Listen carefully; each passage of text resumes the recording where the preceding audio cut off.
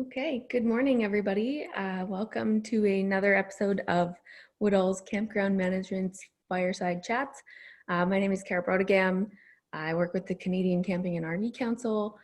My co-host here today is, well, every week, seems like, Brian Searl from Insider Perks.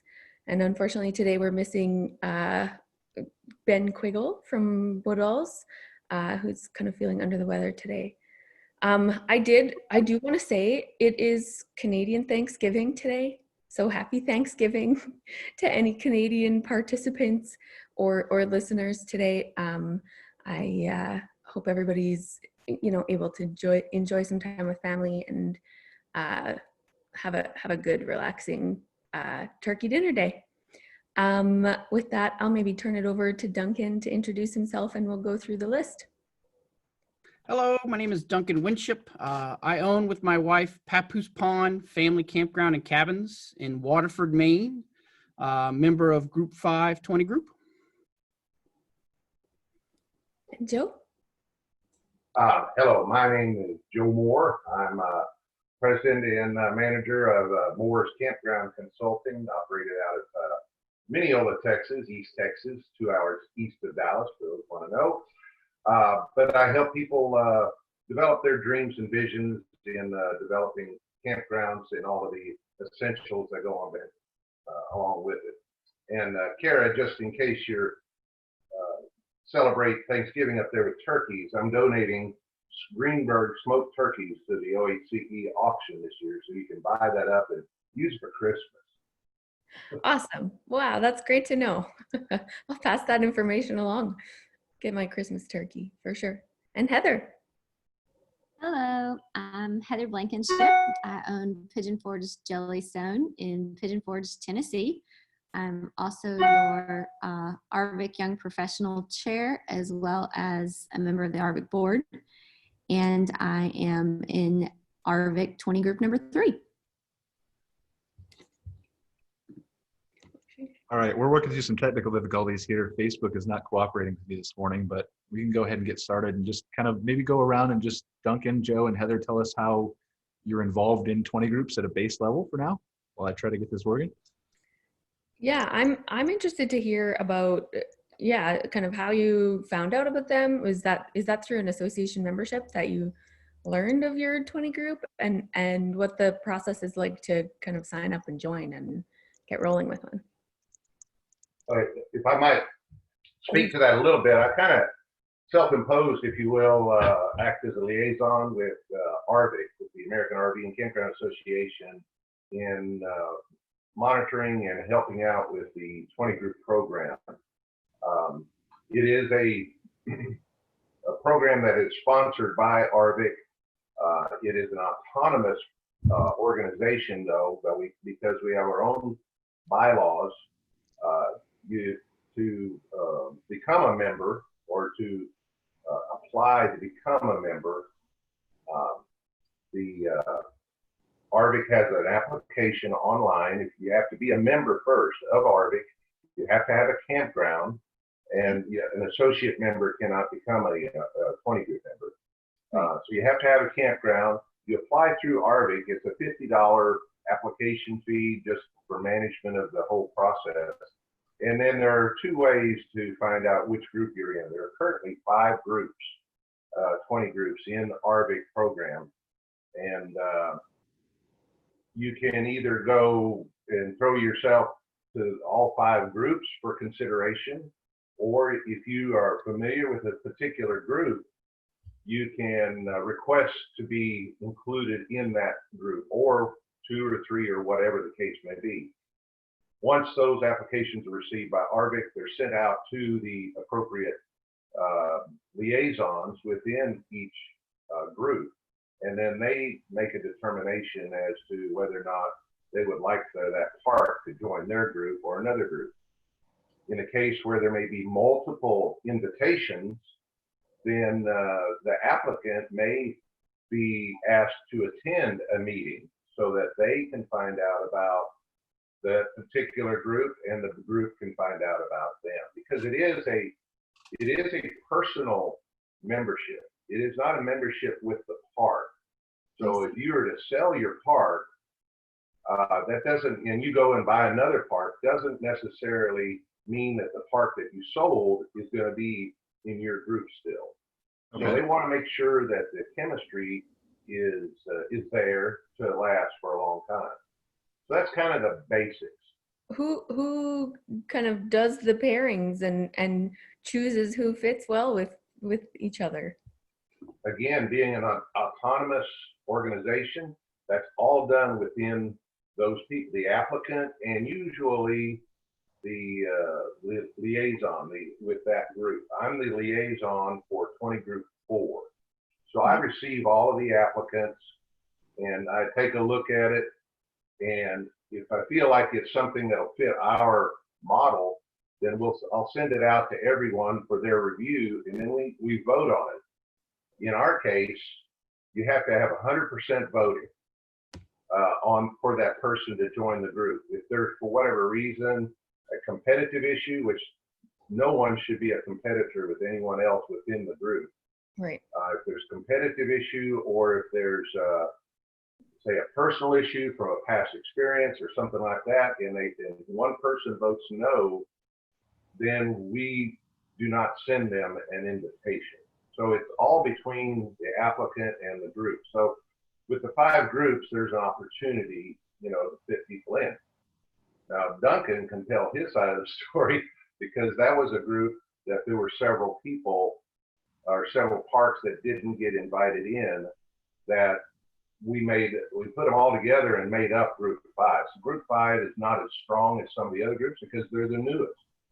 So Group 5 is a bunch of outcasts from the other groups, is what you're saying?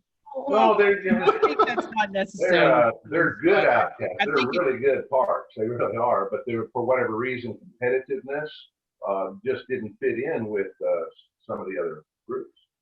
Right, and a lot of the groups try to keep their size limits to a certain size. It's a maximum of 20, and a lot of the groups do keep it smaller than 20. And as groups, as members join or leave, the size can change. And so sometimes you can have excellent parks not receive an invitation to a group just because the groups themselves may be at what they consider their maximum membership levels. Okay. So so here's an interesting question. Like, I don't know the answer to this, and maybe none of you do either. Why is it actually called a 20 group? Why is it a 20 group? Right. Why not a 30 group or a 10 group or a 40? Like, why is it a 20 group? Because there's not. I don't know the true answer to that, but logistically, it's because of the numbers. Now, the program actually started in the automobile industry decades ago. The automobile industry, and then it segued into the RV manufacturing industry, and then just by organically, it became a RV program back in the. I'm guessing, Heather, you might be able to speak to this. You're back into the 70s, maybe 80s, is when the first groups were ever formed in RV.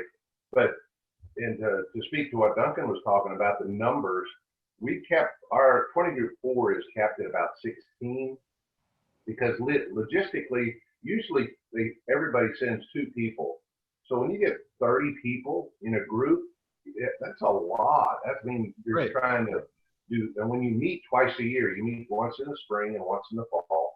And, and so logistically trying to have a meeting space and housing and food and all that, it just gets bigger and it becomes a huge event. And it's just, you lose this camaraderie. I've been associated with 20 Group 4 now since 2007, when we came out of the Campground Management School in Oval Bay back in West Virginia. Our graduating class said, we want to continue our relationships, and we went to Arvik, and because none of the groups at that time would allow everybody to come in because of competitiveness, we just started our own group. So we have, gosh, we've had many parks come and go, but there's a core of about 5 of us that are from that initial charter group. So that's why it's try to keep it down, and you could do 20. I think you answered the question then, right? I mean, the idea is max 20, but some groups set it less, right? Yeah, and that's what happens, and that's sometimes you can have a outstanding park and not make it work. That's the reason that they started a whole new group. We definitely have some room in ours to to add some amazing parks, and we're interested in having people ask questions about 20 groups. Mhm. So You know, why? one of my favorite things about 20 groups is just the amount of information that you can share with each other, and it being kept confidential within the group. You know, you have a secret issue that you're having at your park, may it be employees or seasonals or something like that, that you really want to get some really smart individuals involved with. You can ask them those questions, and a lot of times you'll come away with some really amazing answers. Is there any sort of expectation for like a confidentiality agreement? And okay, everybody knows. Yeah. Yeah, Yeah. absolutely, because you also share your financials with everyone else in the group. Yeah, I've read this. And yeah, I'm super interested in kind of the logistics and who's doing all the admin work and you know, building bylaw packages and all those things. Is that ARVC? Well, the bylaws have been established, and they're on the ARVC website. 2 years ago, actually, when I got out of the campground management business, when I was a managing campground, I went in and updated those because, case in point, the old bylaws did not. It said for U.S. parks only. It didn't allow for a Canadian park. So we made some edits and amendments to the bylaws. They were sent to the ARVC board of directors because because it is autonomous. The board just said, well, if it doesn't affect the membership, then it's fine. And all the other 20 groups signed off on the amendments. And there's a confidentiality. You're expected to attend the meeting. You're expected to complete the financial reports. You're expected to, just work with the group and not just be a joiner, so to speak. Right.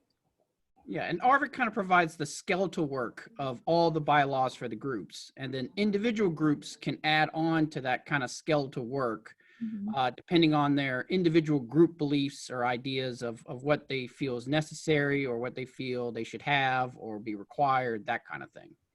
And it's not just an ARVC thing, to be clear. Because KOA's got these groups too.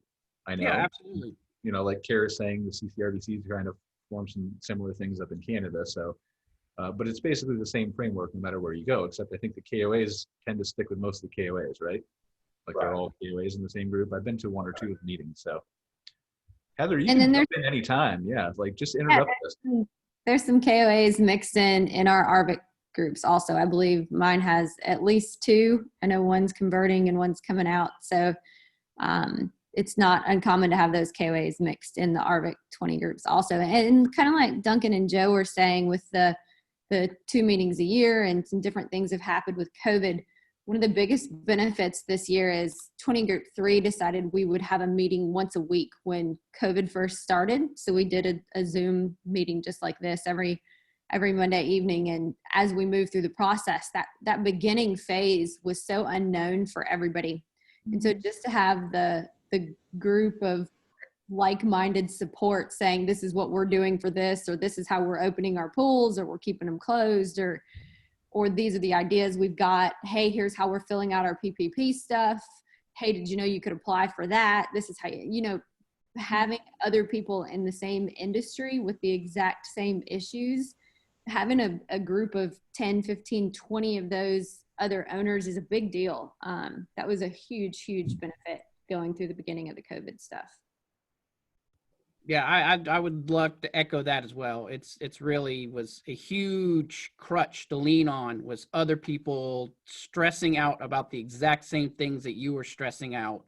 And there were phone calls and Zoom meetings, and there were plenty of people who freaked out and who were steady about it. And it was just nice to have that mix in there and have the confidence in what you're telling them is going to be kept confidential. Right.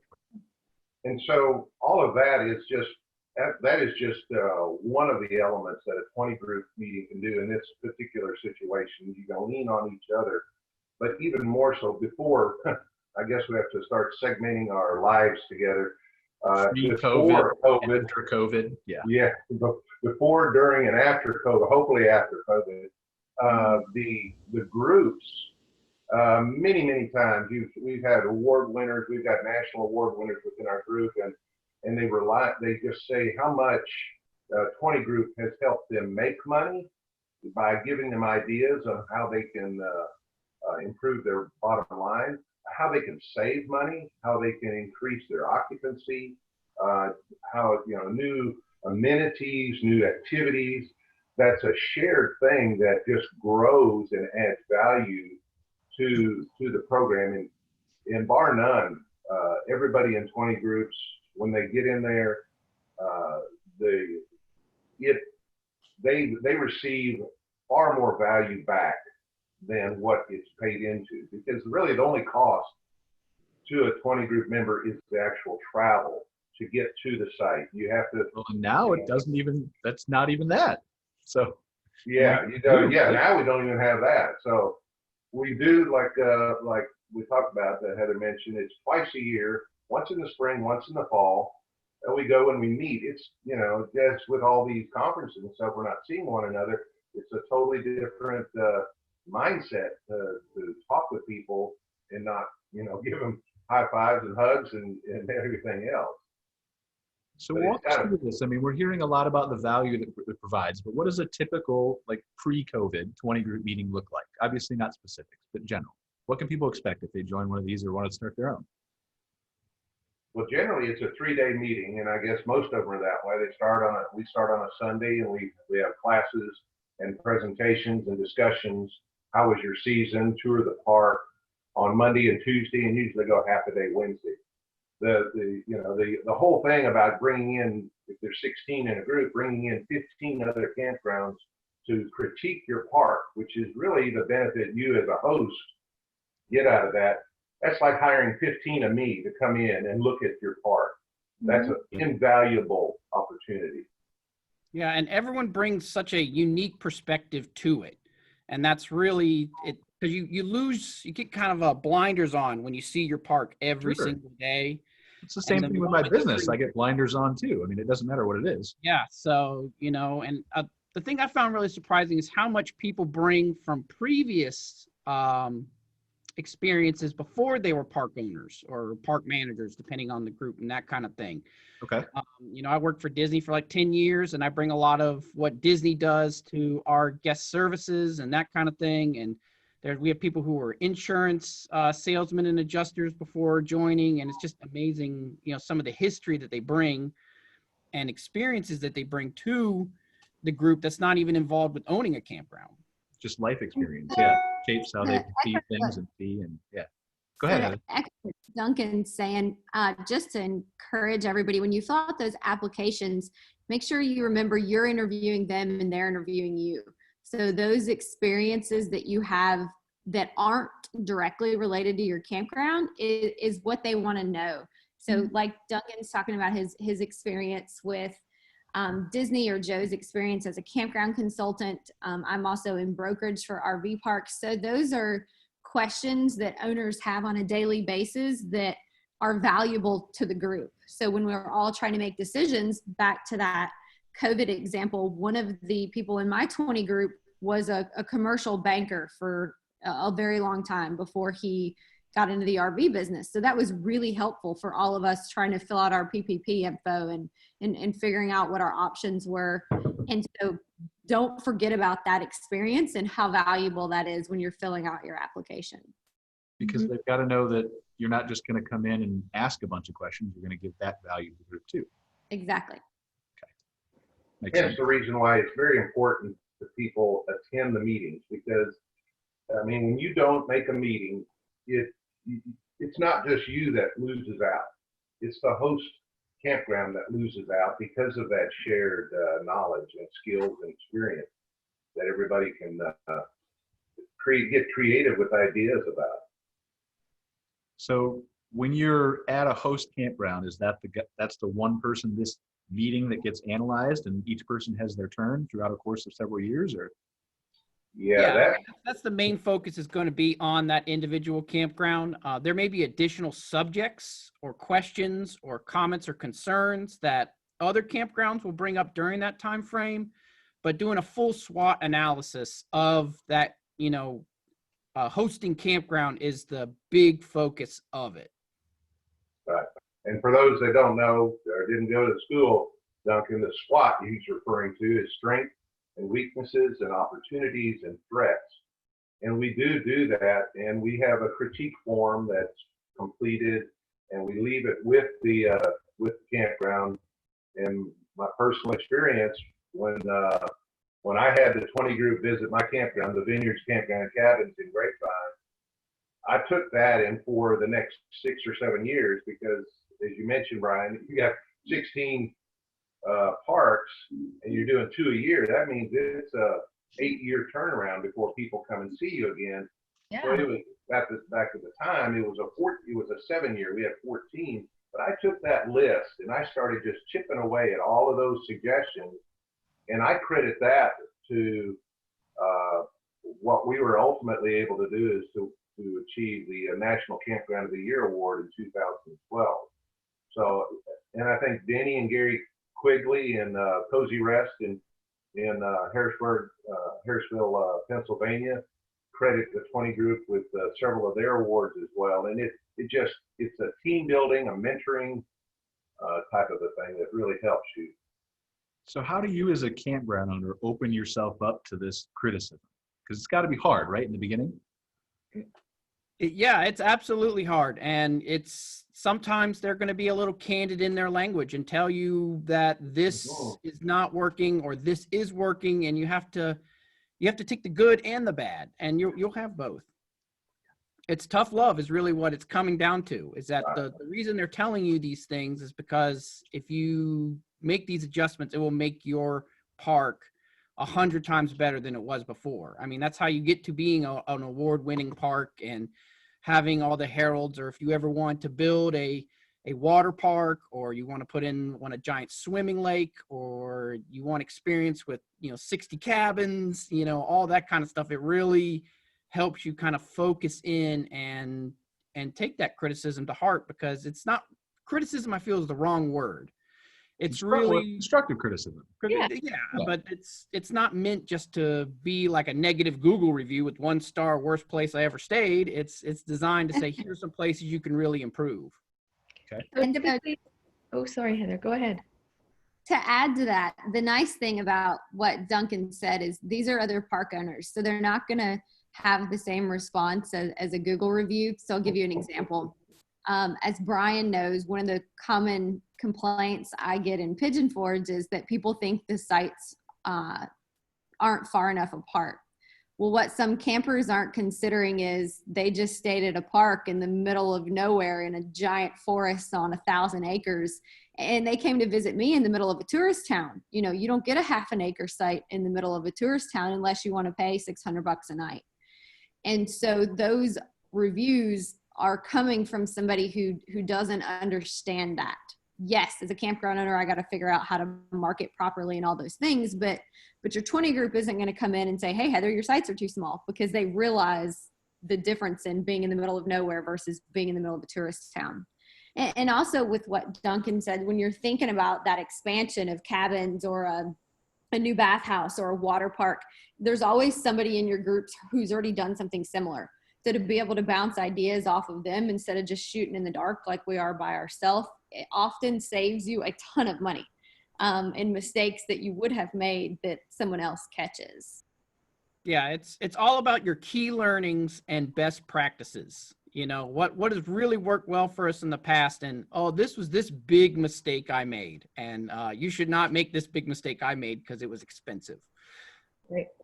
Has there ever been a situation, and I'm sure there has, but just with you, between you three, right? Has there been a situation where you get conflicting advice from two different campgrounds? Oh yeah, every day. Okay. I mean, everybody has different experiences and things have worked out different for each other. So it's nice to hear all sides of it. Yeah, and it also, I think, is demographic dependent, and your demographic, both of where you're based, what kind of park you are, and who your demographics in your park are, will cause conflicting or differing opinions or views. And so this is kind of like what the application process helps with too, right? Not just necessarily weeding out people that are different, but making sure there's a good mix of people. Yeah, the mix is really important, making sure that it's really, the more diversity you have in the group, the better. One of the things that when we get down to the critique is usually, we call it the critique at the end of the meeting.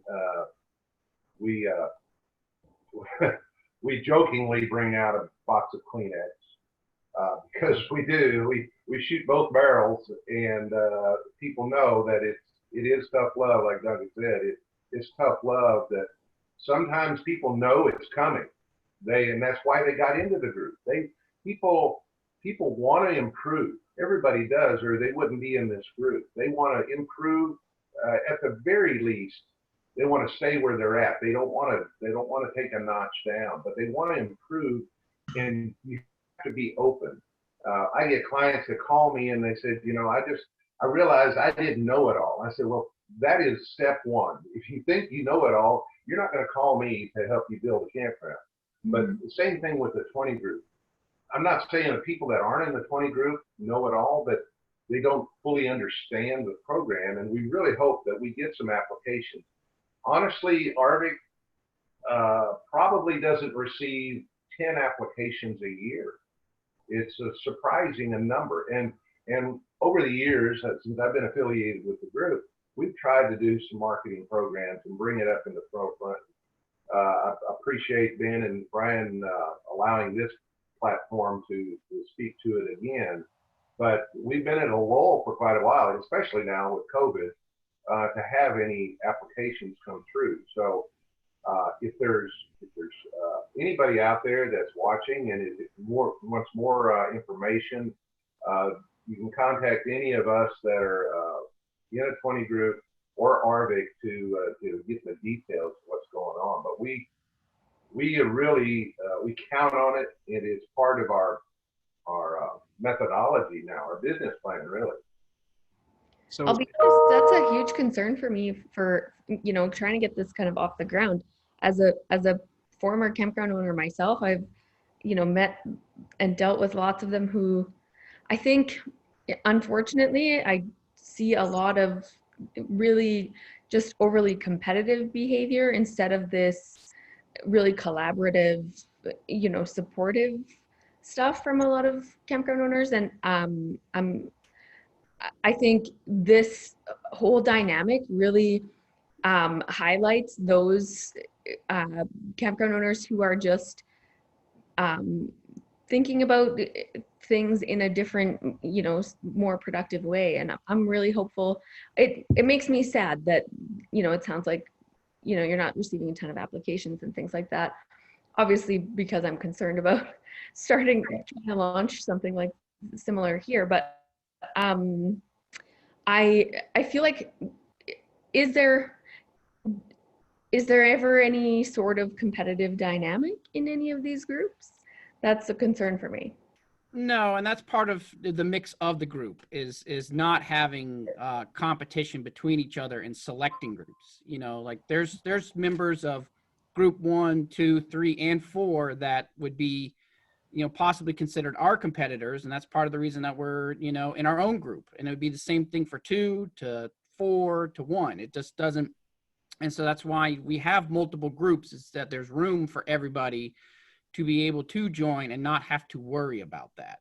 Yeah. And the other thing I'd really like to stress is that everything you have in your 20 group is confidential. You keep that to yourself. It's, you only discuss it between the group, and that's really important to me because I'm a huge numbers guy. I love numbers. They tease me all the time in my 20 group, what's the percentage? But that's how I like to analyze my business and analyze other businesses. And that's keeping that under your hat's really important and means a lot to me when I discuss my business with my 20 group. Mm-hmm. So Heather, you're new to your 20 group, or newer, right? We've discussed this. And so what makes you, because you've owned your park since what, 2010, 11, something like that. What makes you, after all these years, decide that a 20 group is beneficial to you now?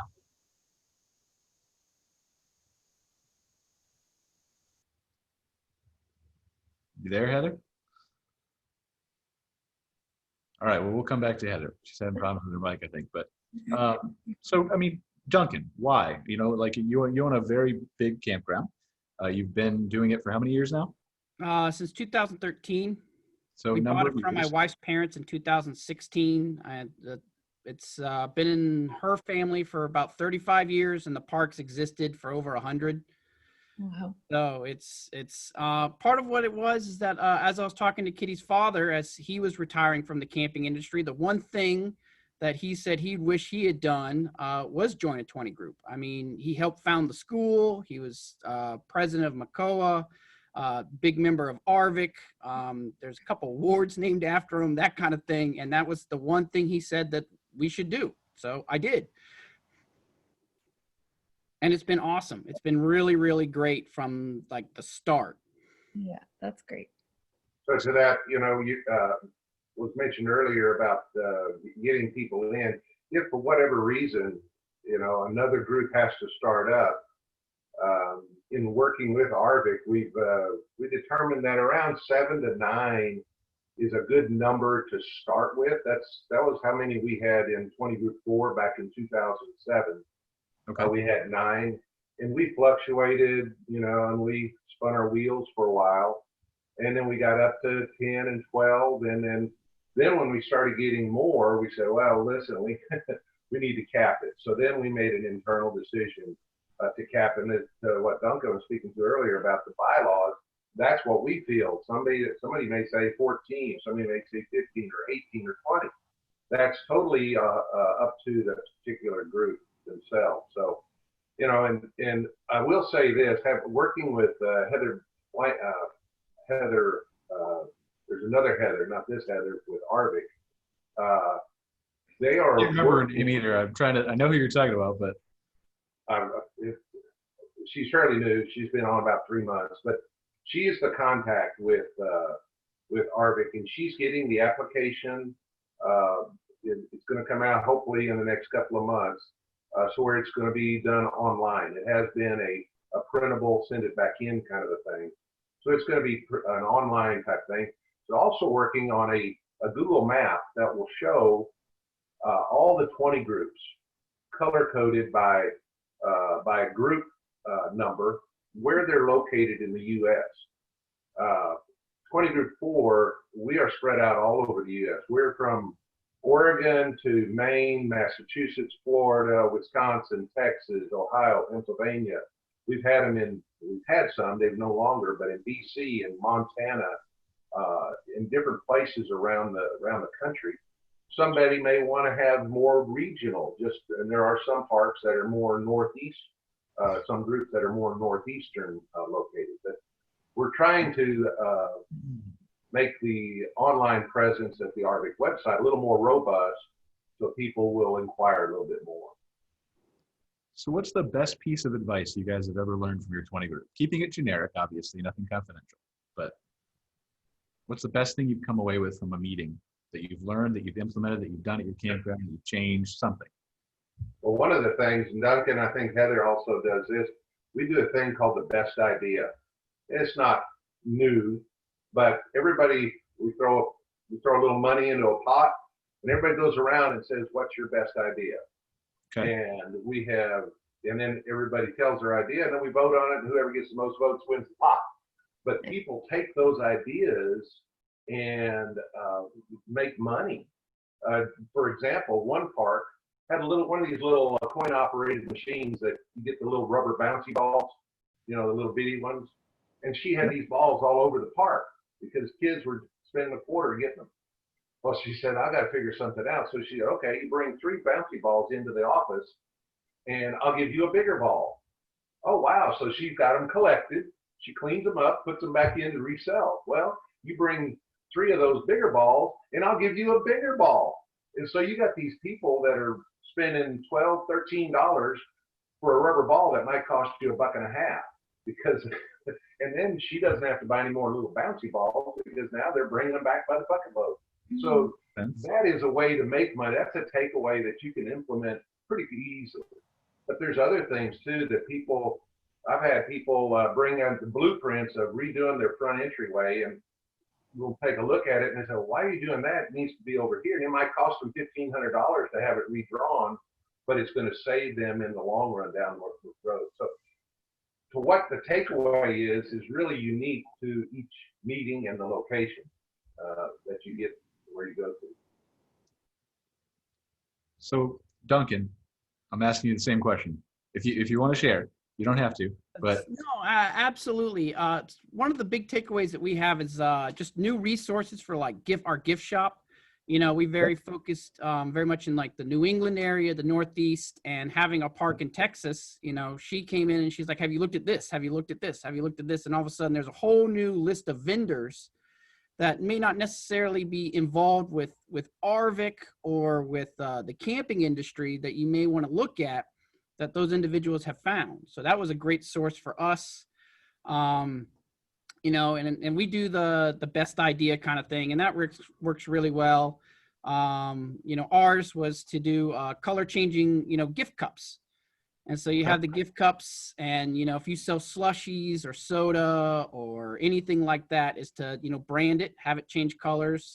If you buy enough of them, they're usually like 70 cents a cup. And, you know, we were selling them at our park for almost $5 a cup.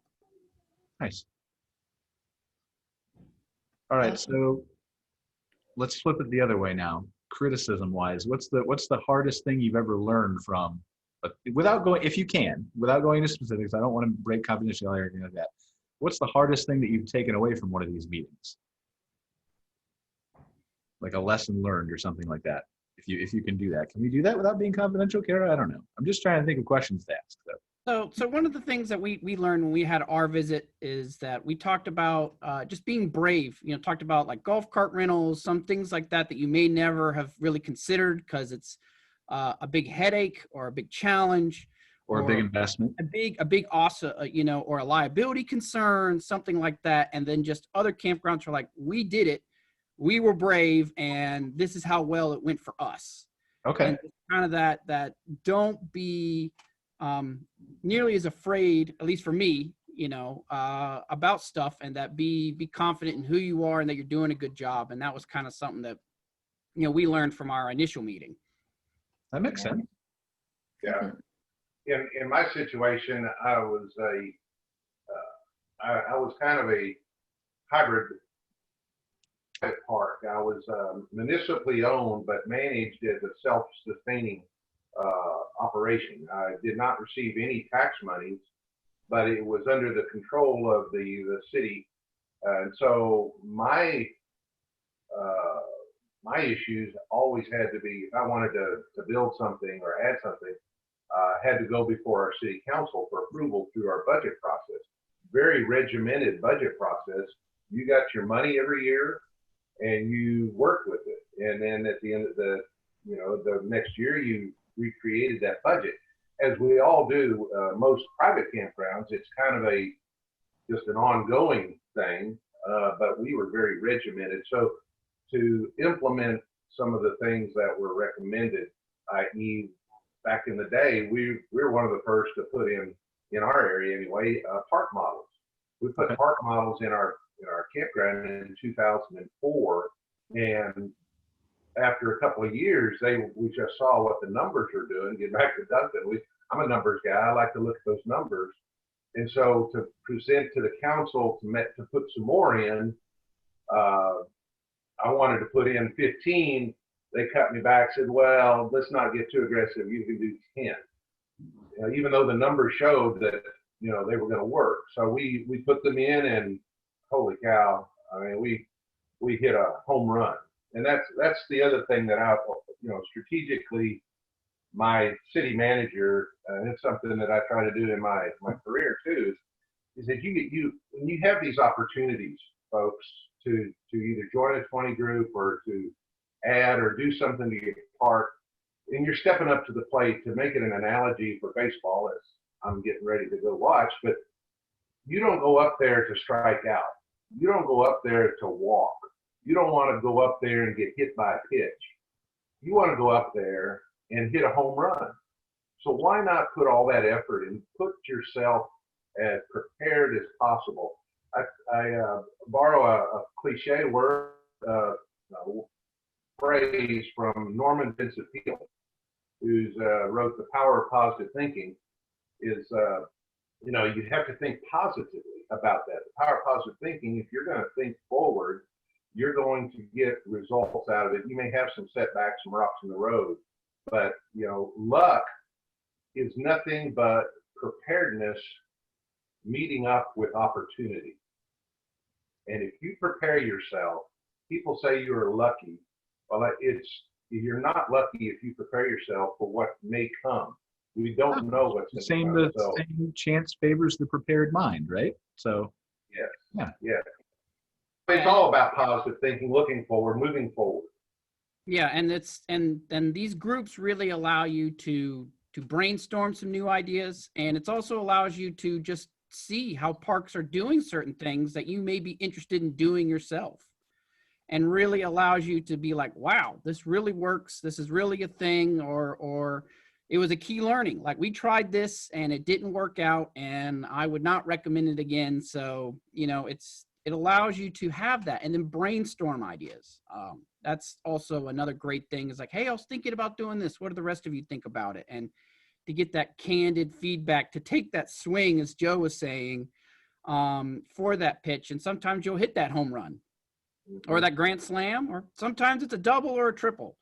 Well, I think that's what we're trying to do, is just demystify this whole thing for people, right? And so for whatever reason, we've got 5 of these groups. We're not getting a lot of applications. We're not getting a lot of people joining, probably just because they don't know about it and know the benefits. But it's the reason I keep asking you these questions. And I'm not trying to break confidentiality, but just give people a picture of why this, like, nobody's disputing that 20, at least I'm not, that they're really valuable.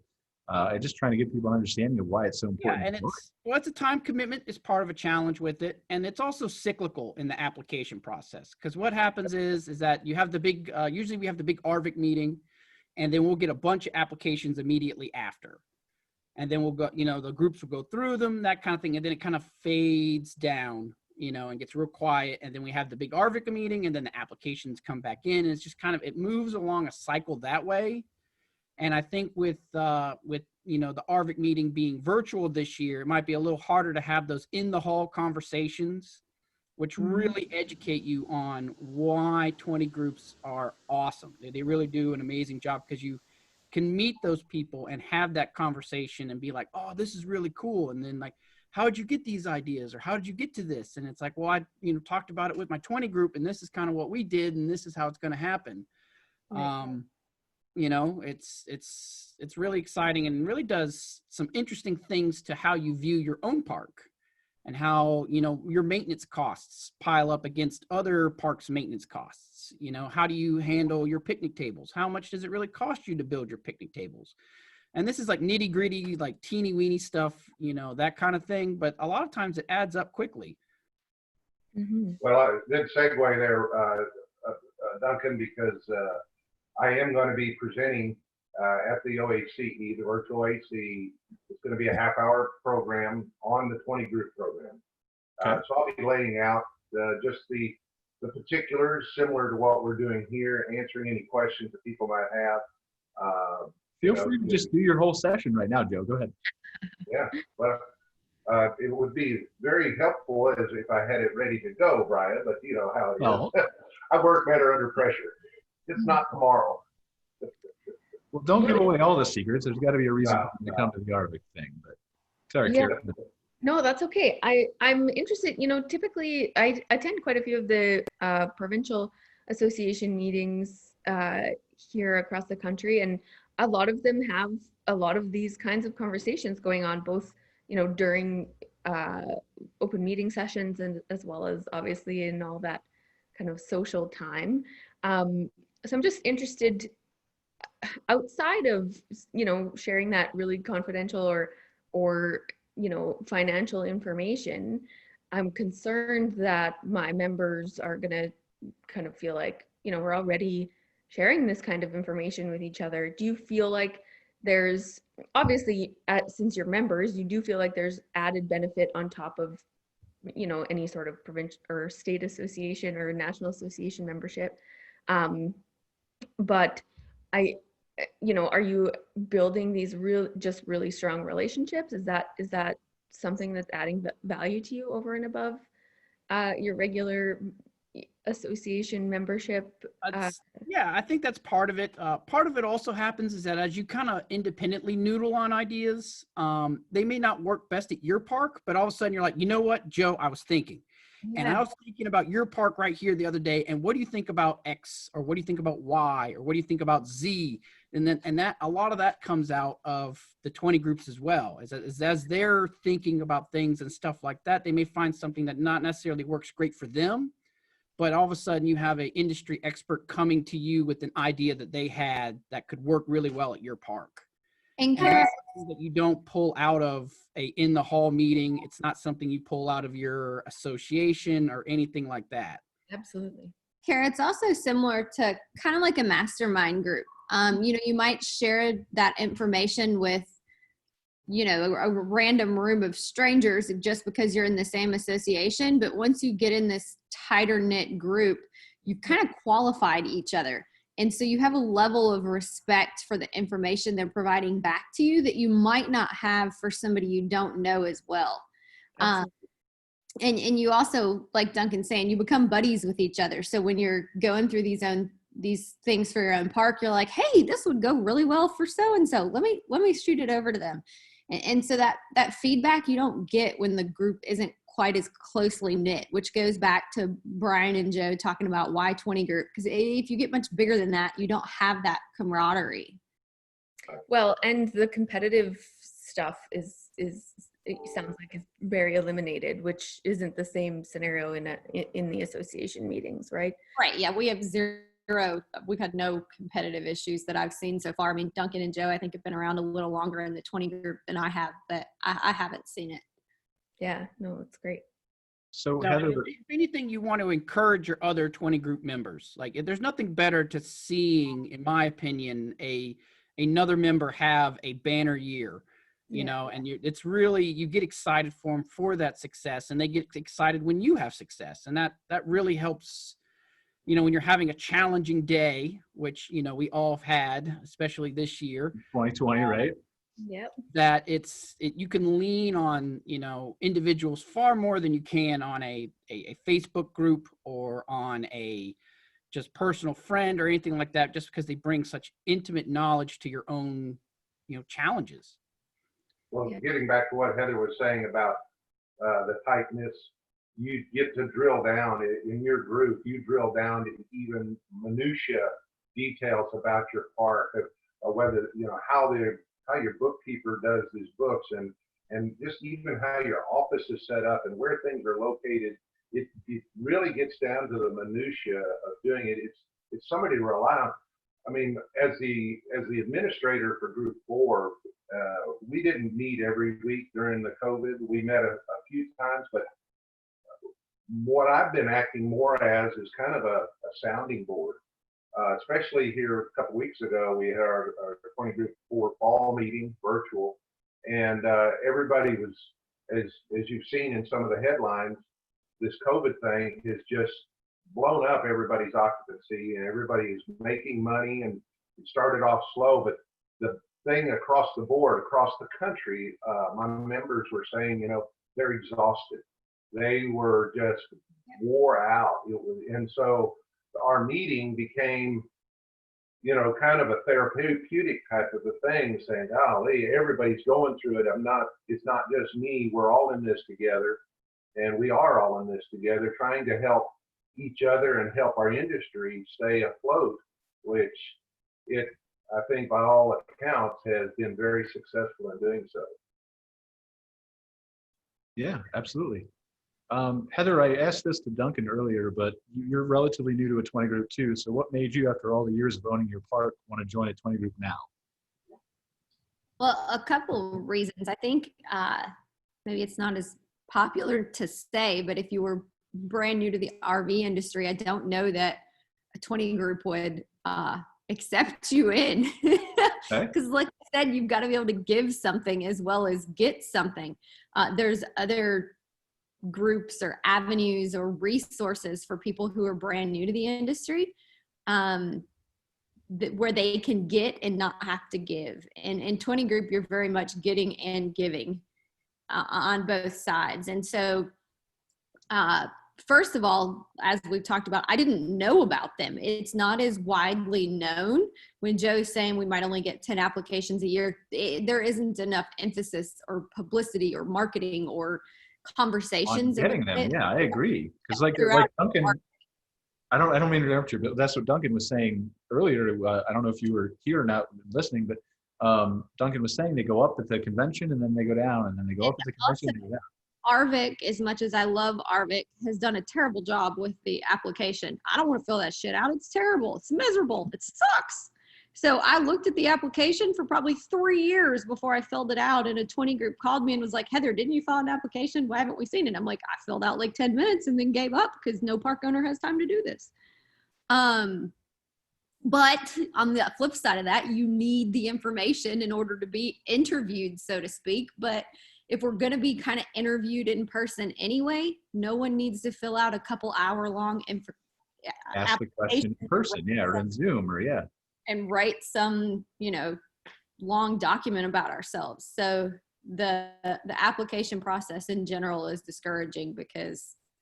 Well, and that's something to have conversations around, is the application process, especially because, the 20 groups have been around 35 years. I think that was when Group 1 was founded. I can't say that for 100% sure on the exact dates and timelines and stuff. For a while, yeah. For quite a bit of time, and that was how you did it. We didn't have the communication resources and technology that we have now. I mean, the fax machine was king at one point in time. You don't still fax every day, Duncan? I do that every day. I hope you do. Now, to Heather's point, that is, that's all part and parcel of what I've been trying to help and encourage ARVC to do, is to take a look at these things. The application process, really, the page is fairly easy to fill out, but people want to know a little bit about you so they can kind of know, if anything, just your resume, so that they can know which group, so the group would at least have some initial comments whether they want to interview you. Right. It's the same thing that I would do with somebody applying for a job at my company. I'm going to look through them real quick and give them a 30-second glance and dismiss probably 80% of them. So, yeah, I mean, just to get the idea of, do I want to continue the conversation? Are they immediately a competitor or not? Those kinds of things. Yeah, and I would say you get a lot of what you get on that application.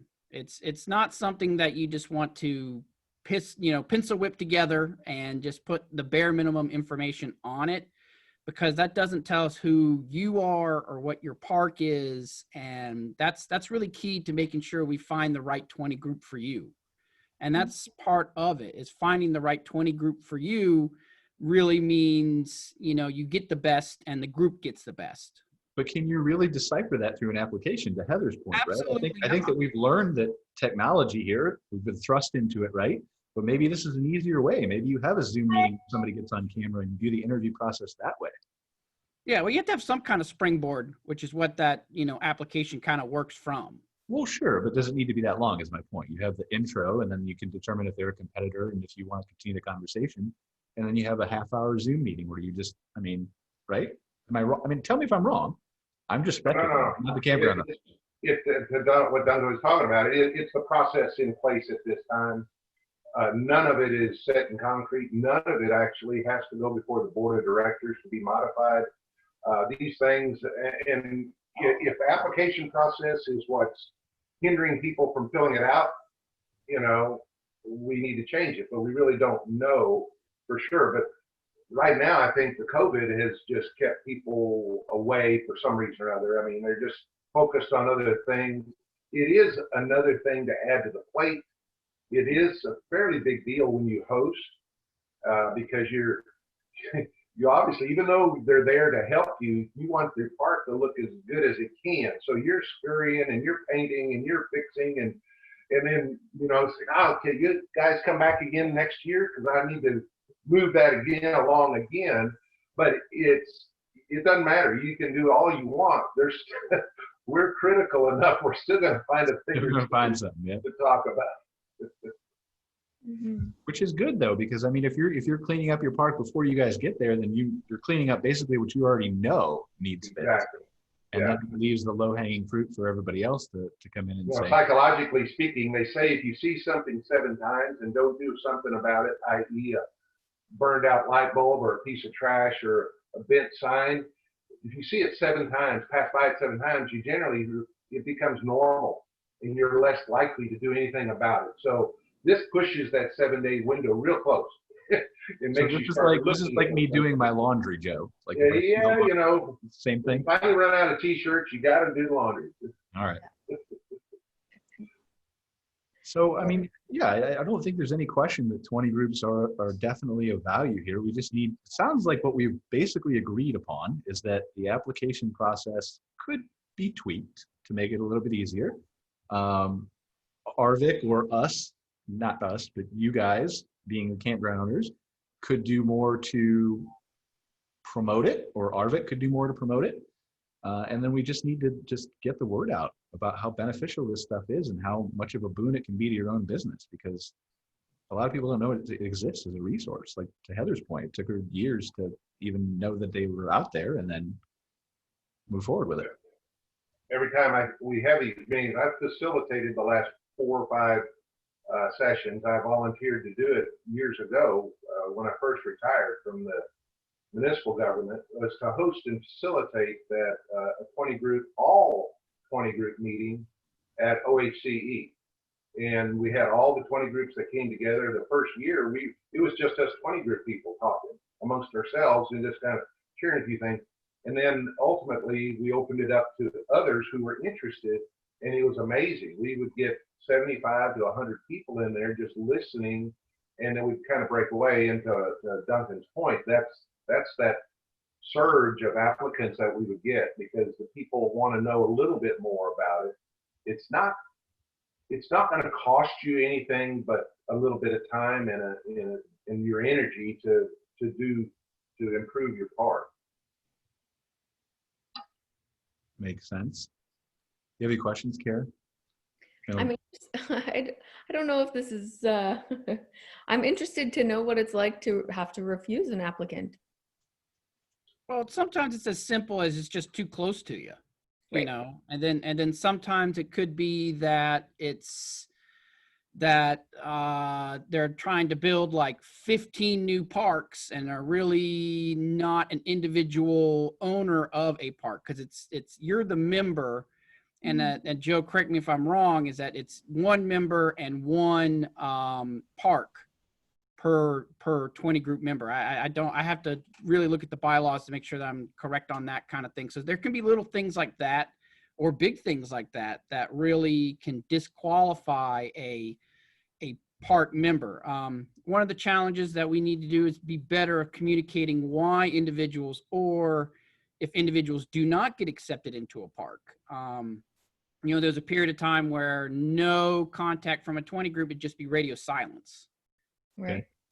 And that can be frustrating for individuals who applied for a park and then never heard back from any of the groups on why, and maybe we need to look at ourselves internally of Better maybe why they communication. were not invited. I was just going to ask, was going to be my next question is, do you see, you know, somebody who's been refused maybe a few years later attempting again, you know, after some changes or whatever? Well, that's actually something that falls back on ARVC then. And that's where I try to help out and just see how many applicants do we have that are been put on the side, because it's not like, I mean, Heather was one of them. She had applied for quite a while and we couldn't get her in. Some, and Duncan was one, and the whole 20 group 5, some of them had been there for a couple of years because there was no process in set up to handle them. But to your point, Cara, about to interview the people, it's just a matter of, you know, I want to find out, as was mentioned, a little bit more about them, and they're going to find out a little bit more about us. And I always give them everybody else's contact information in the group so they can reach out, you know, not talk to me, the person that was instigating, but talk to somebody candidly and see what they have to say about it, is whether it was something they would do or not. The fact is that our members, the the tenure of how long they have been there speaks volumes. Because we have, like I said, there's 5 members that have been there since the creation of 20 Group 4. So they've been there for 14 years. If it was something that was really, they thought they could save money or it was a waste of time, they would have bailed a long time ago. Right. So, 20 Group 1 and 2 are the same. There have been people there for decades. If it was a bad thing, those people would have bailed. But it is a good thing, and I guess the whole marketing scheme to get people to think about joining is a little lacking because nobody really takes that on as a responsibility. ARVC does it because some people wanted to do it. It's really, ARVC doesn't make any money. They, $50 is just, hours worth of time, if that, in looking at the reviews and sending them, or applicants and sending them out. So you can't say it's, really ARVC's fault, but it is ARVC's program. So working with them, we're going to try to get a little more robust in the marketing element. And by putting it online, putting the map up there, putting the application online is a step in that direction. Absolutely. So I think we have identified then a third point, right? Communication. I know we flipped about that at the end to ARVC, but communication between the applicants who are applying and the groups that they're applying with, right? Because and again, I'm not a park owner, but my mindset would be if I've gathered up the courage to apply and fill out this whole huge, long application, I'd want to hear from somebody in a pretty timely fashion, right? Even if it's a rejection. Yeah. Well, just to walk through the application process, it is a 1-page, and then it requests you to tell us a little bit about where you came from, who you are, and then send some information about your park, a brochure or something like that. And really, that's all it takes. We usually get those in a PDF, and then those PDFs then are shared with our membership, and they're asked to respond back within a 10-day period their vote. And after a 10-day period, if all the votes are not in, each group has what happens. Ours is if nobody votes no within a 10-day period, then we say, okay, we want to invite them for a visit. But ARVC, if they don't hear from us in 10 days, they're going to consider it a no vote. They don't want to. So there's these protocols in there because we are autonomous. We all do things a little bit different. So that's where it gets a little quirky. But the first thing is we need applicants. We encourage people that want to improve their park, improve their bottom line, improve their occupancy, save money, get involved, get connected, and get like-minded people within their network. Then make application to ARVC at arvc.org under membership benefits. Okay. Awesome. I don't have any other questions. Cara, anything else you want to know? Learn? Not off the top of my head. I feel like I've learned a ton today. I'm excited. Yeah, same here. I'm not a campground owner. I'm not brave enough to be one, but still learn some things that I can pass along to some of our clients who ask these questions because we get it all the time. There's a real hunger for advice out there. Yeah. And as Duncan has said at convention, and as Joe has said, and Heather said, there's an appetite for joining these types of groups, for getting the knowledge. I just think it's a question of people not understanding how to do it and how to go through the process and what's involved. And then if you get rejected, why you're rejected. Because if it's a competition issue, then, okay, let me go form 20 group 6 and then 7 and then 8 and then not, right? Yeah. So. Well, and to that note, as I did with 20 group 5, I have templates to start out that group, whether it be a meeting template, the SWAT template, just the templates used that within our organization, they can all be changed, but I'm more than willing to share those with other groups should we get the need to develop another group out there. All right, so you're on top of this, Joe, right? You're gonna hold ARVC accountable immediately after this Zoom ends. You're gonna call them and get all this fixed, right? We're working on it as we speak. It's being worked on. Heather at ARVC is working on it right now. She may push go button today. All right, we're counting on you, Joe. We got a lot of campground owners who need help out. Hold my feet to the fire because we'll get her done for sure. Great. I'm going to hit a home run. Anything else you guys want to add about 20 groups or tell people about? If anybody want to reach out privately, any questions that you have that, weren't answered in this or weren't talked about or anything like that, I'm more than willing to field any of those questions, comments, concerns. You can email me at like papoosepond@gmail.com. More than willing to answer anybody who has any private thoughts or concerns or ideas. That's great. Well, thank you, Duncan. Thank you, Joe. Thank you, Heather. Appreciate you guys being on the show with us today, talking about 20 groups. Yeah. See you guys next week. We'll have Well, another show. thank you for having us, Brian. You're welcome. Thank Take you. care, guys. Thank you Appreciate very it. much. Thanks, guys. Have a Bye. great day. Bye.